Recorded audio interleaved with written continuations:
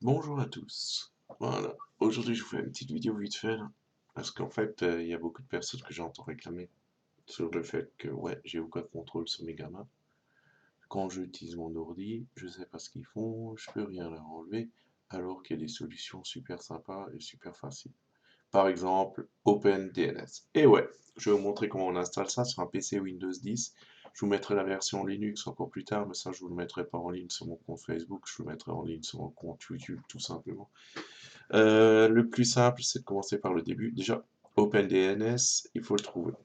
C'est quelque chose, en fait, les DNS vous permettent de trouver le site web que vous cherchez, en fait, les adresses et tout. Et ça permet de filtrer. En théorie, vous passez par votre Livebox ou votre Freebox, n'importe, et vous avez des DNS configurés chez eux, qui sont automatiquement répercutés. Le truc, c'est qu'il n'y a pas de filtre parental. À savoir que si vous installez OpenDNS, c'est la société qui contrôle OpenDNS qui voit ce que vous surfez. Donc, c'est déjà ça, il faut le savoir en avance. Ça éviterait d'avoir de mauvaises surprises pour ceux qui ne le savent pas. Mais bon, de nos jours, tout est surveillé, donc c'est mieux que rien. Alors, pour les gamins, le plus simple déjà, c'est d'aller sur le site OpenDNS. Donc, sur le site OpenDNS, ah, j'étais sur mon Livebox en train de bricoler un truc. Alors, OpenDNS, tout simple. Ensuite, vous trouvez le bon site, ouais. Il y a déjà autre chose que c'est une alternative. Ça, vous l'utilisez pas et vous utilisez bien OpenDNS. C'est marqué. Vous pouvez pas le louper. C'est pour ça que je fais cette vidéo parce que sinon les gens vont installer n'importe quoi. Vous allez sur le site web, Learn More Customer, ici, tranquillou. Ensuite, vous avez plusieurs versions d'OpenDNS. La version normale, la version spécifique et la version VIP. Donc la version free, normale, où vous avez seulement des DNS qui vous permettent de surfer plus vite, et la version Family Shield. C'est justement cette version-là qui va nous intéresser, car c'est cette version qui est bien, si vous avez des gamins, moi je vous conseille déjà, le premier truc, c'est toujours de faire plusieurs endroit dans votre PC. Donc, ce qui veut dire, vous faites votre utilisateur, l'utilisateur du gamin, l'utilisateur de votre femme, vous les faites séparer. Je sais que c'est pas super rapide toujours, mais ça vous permet d'avoir vraiment une vue d'ensemble et que chacun a son espace perso et tout. Donc, l'OpenDNS, ça marche relativement simple. Donc, vous changez votre DNS. Donc, maintenant, on va être sous Windows 10. Exprès, j'ai fait la vidéo parce que la plupart ont Windows 10. Donc, vous allez sur vos paramètres réseau. Ouvrir les paramètres réseau, c'est vachement simple, je trouve, sous Windows 10. Ensuite, modifier les propriétés de connexion. Ensuite, on fait là, on va là-dedans. Attends. Ah, je suis allé trop loin.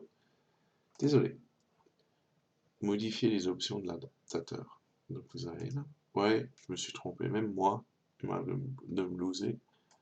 Ensuite, vous avez vos connexions. Donc, des fois, c'est Wi-Fi, des fois, vous avez marqué d'autres. IVACI, c'est parce que j'ai encore un VPN que j'utilise. Ça, je pourrais vous montrer plus tard. Ça permet aussi pas mal de filtrer des trucs.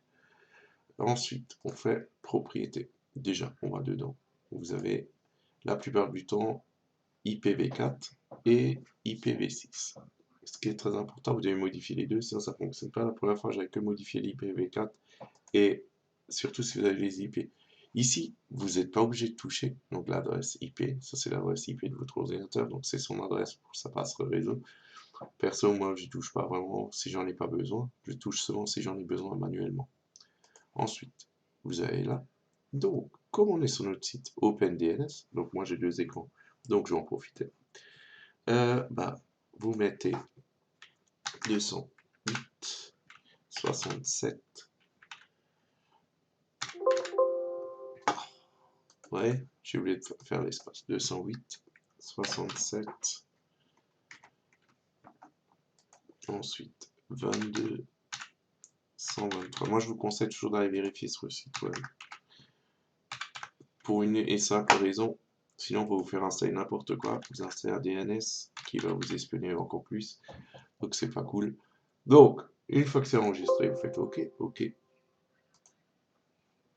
Ensuite, oh, ah oui, je me suis trompé, ouais. Tac, tac. Voilà. Ensuite, vous allez dans l'IPv6, propriété. Donc là, vous devez nouveau changer les DNS. Donc là, ce coup-ci, j'ai fait plus simple, je me suis noté en avance. Ça évite de devoir les chercher partout. Donc en IPv6, ça change. Vous voyez? La syntaxe, tout change.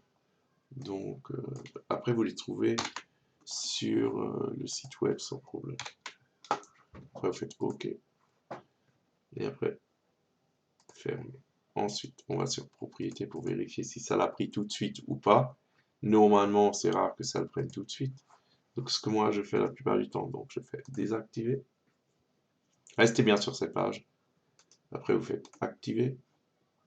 Donc, ça va vous réactiver votre. Et maintenant, je vais vous montrer un truc sympa. Alors, on va commencer par le premier mot que tout le monde utilise. Hop, hop. Ouais, impossible d'aller dessus. Ensuite, on va utiliser un autre mot.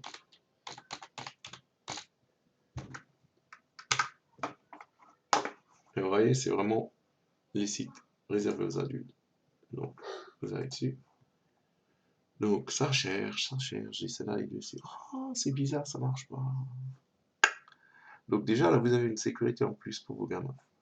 J'espère que ça vous aura aidé, car c'est super simple. Ça peut s'installer sur pas mal de produits, produits Android, produits... vous verrez, il y a tout plein de tutos qui existent. Et moi, je trouve que c'est cool pour pouvoir vraiment un peu filtrer. Je peux pas vous garantir qu'il n'y ait pas tout qui passe. Ça m'est déjà arrivé qu'il y ait des trucs qui passent.